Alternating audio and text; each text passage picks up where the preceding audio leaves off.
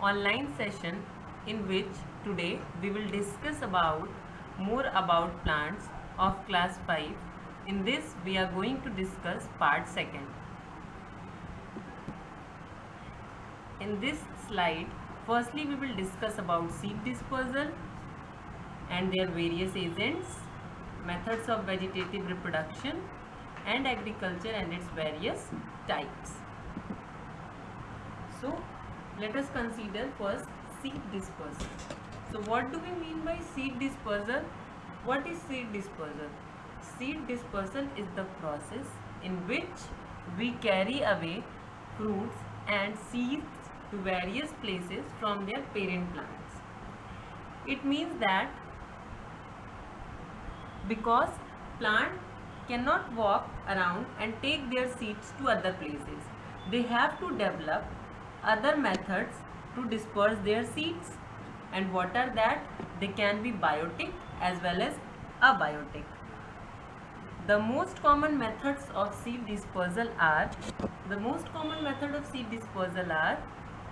wind, water, animals, fruit explosion. They may be biotic or may be abiotic. So firstly, let us consider dispersal by winds. The seeds which can be dispersed by wind are light in weight, so that wind can carry them easily. Otherwise, if they are not light in weight, they are heavy, then they cannot be traveled with the help of wind. So we have to take care that the seeds which are light in weight, that can only be taken away by wind. One of the most common example are drumstick and white maple. These seeds are lighter in weight, so that they can be carried by the wind. Secondly, let us consider dispersal by water. What do we mean by dispersal by water? The plants which are near seashore or which are around any water body, they have the fruits that can float on water. With the help of water, the seeds are carried to distant part from their parent plant, and with the help of water, the plant can be grown somewhere else away from their parent plant. One of the most common example are coconut and lotus. Third, we will consider dispersal by animal including humans. So what do we mean by dispersal by animal including humans? Some seeds are like heavy, they cannot be carried by wind, they cannot be carried by water, they cannot be carried by any other agent. In that, we have to take care that like huge animals, like human beings, the seeds are stuck to our foots and they can be carried to different places.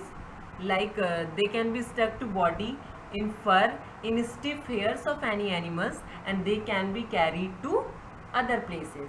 This is the most common method of dispersal. And one of its example are Xanthium and Dhatura, whereas we know that Dhatura has several medicinal properties and it is very common in localities. Fourth, we will discuss about dispersal by fruit explosion. Like, what do we mean by explosion? Explosion means blast of anything. Suppose, like if you have seen pea pod, then when peas get ripe, then that its pod explode by itself. This is the process by which the pressure under the pod which let it burst out, and it help in dispersal of seeds. So this was all about seed dispersal. Now we move to our second topic, that is vegetative reproduction in plants. We have listened at that it is very common to us that plant reproduce with the help of seed, with the help of their fruits, but there are some plants in which vegetative reproduction occurs naturally, and the most common advantage of vegetative reproduction is that it can be induced artificially. We can make it happen. There are some plants which can also reproduce from vegetative parts like stems, leaves and roots. These are all their vegetative parts. First, let us consider growing plant from leaves. How the plant grow from leaves? Production of new plants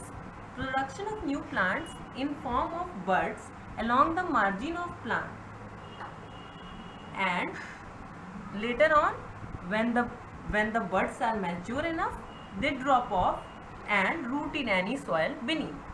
Okay, when the bud gets mature, then they drop off and it grows beneath the soil.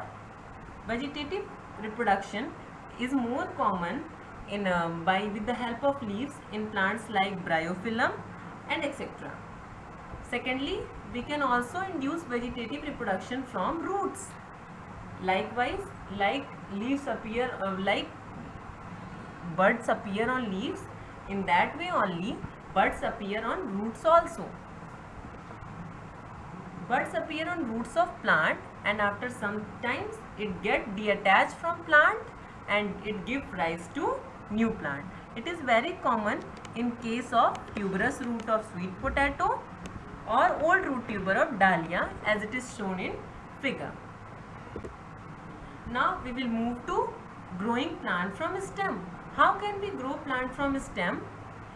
We take some plant and cut their stem, and then we plant them in soil, and after that, after some time, a new leaf start emerging from that plant. After some time, the leaf start emerging from that plant, and later on it gives rise to new plant.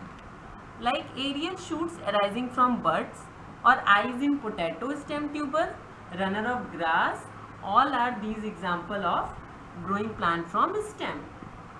These plants are also capable to reproduce more as compared to reproduction with the help of seeds, reproduction with the help of fruits.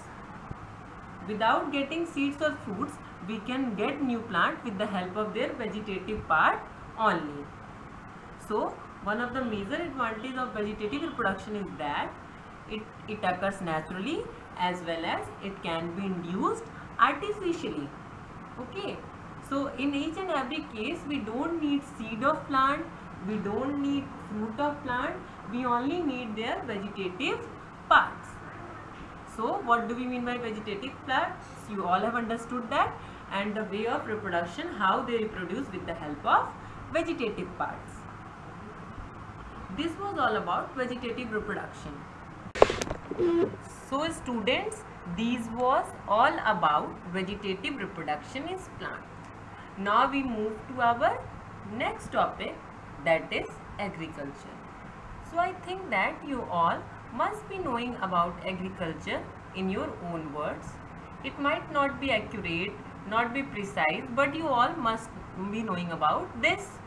Okay, so some of you are able to express, some of you are not able to express it in your own words, but you all must be knowing about the agriculture. So students, what do we mean by agriculture? Agriculture is the process of producing food, feed, fiber and many other desired products by cultivation of certain plants and raising of domestic animals. So students, all of you be careful that raising of domesticated animals also comes under the agriculture. So there are various crops which we grow to earn our livelihood or for food or other purposes. What do we mean by crop? The large amount of grains or any fruit or any vegetable grown by a farmer in a particular season at a particular place according to desired climate is called crop. So as you all know that there is not a single crop grown in our country. Our country has variation in seasons. So there are variation in types of crops also. There are two types of crops. First one is Rabi crops. These are the crops that are grown in winter from November to April, and they do not depend on rains. They do not depend on rains means they require less water. As you all know that in winter there might be some small rain or no rain. So that's why they require less water as compared to kharif crops. And one of the most common example of rabi crops is wheat. And second one is kharif crops. What do we mean by kharif crops?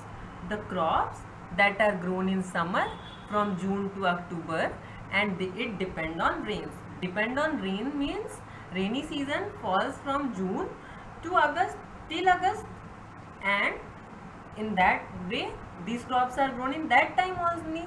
So they require more water as compared to rabi crops. And one of the most common example of kharif crops is rice.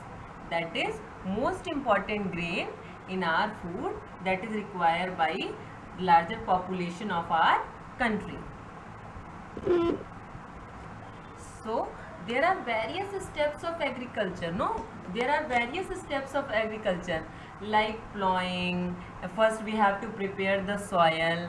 We have to give it required amount of nutrients in the form of fertilizers. We have to plow the field. Then we have to spray insecticides so that our crops can be protected from germs and all other things. In that way, one of the most common thing is step farming. So what do we mean by step farming?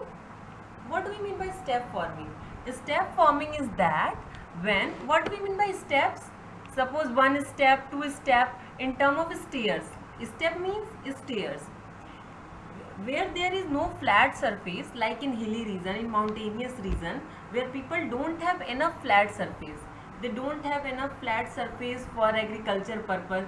But as you all know that our country's huge population is dependent on agriculture.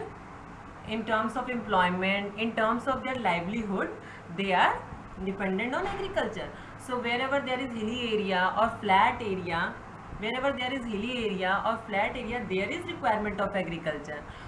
So in flat area there is not much problem, but in hilly areas people don't have much space to perform agricultural activities.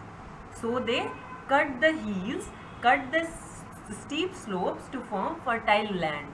They cut the steep slopes to form the fertile land, like that is shown in figure, and that is called step farming.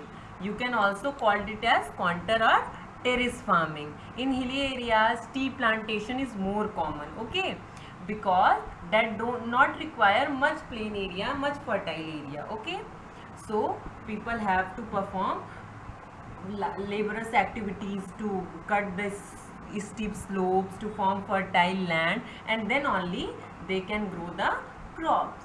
So students, I think that you all must have understood the whole chapter. For understanding the whole chapter, you have to see both the parts of this chapter, that is more about plants. Thank you. Thank you.